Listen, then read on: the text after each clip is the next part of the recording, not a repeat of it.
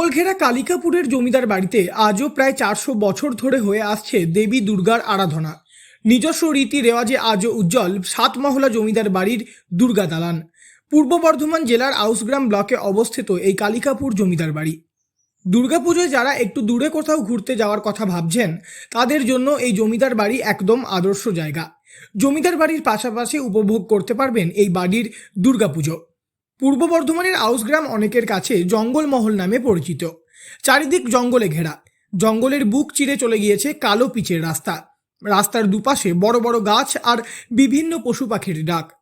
বেশ কয়েক কিলোমিটার এই জঙ্গলাকীর্ণ মনোরম পরিবেশ অতিক্রম করলেই পৌঁছে যাবেন কালিকাপুর জমিদার বাড়ি। মন শান্ত করা পরিবেশে অনেকটা জার্নির পর যখন গন্তব্যস্থলে পৌঁছাবেন আপনিও হয়ে যাবেন হতবাক। কালিকাপুর জমিদার বাড়ি নজর কাড়বে আপনার। তার সঙ্গে দর্শন পাবেন জমিদার বাড়ির দুর্গা প্রতিমার। জমিদার বাড়ির এই পুজো প্রসঙ্গে রায় পরিবারের পুরোহিত গোপাল চক্রবর্তী জানান, এটা আনুমানিক 375 থেকে 400 বছরের আনুমানিক এর বয়স।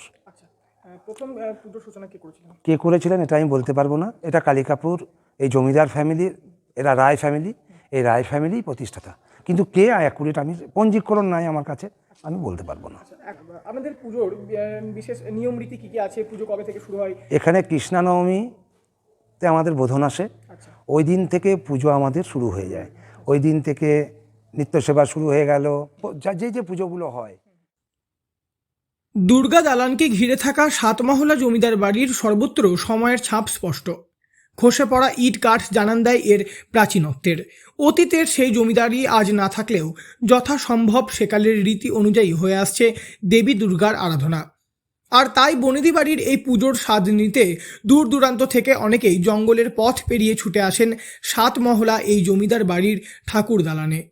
পূর্ব বর্ধমান থেকে বনোয়ারিলাল চৌধুরী, লোকাল 18 বাংলা।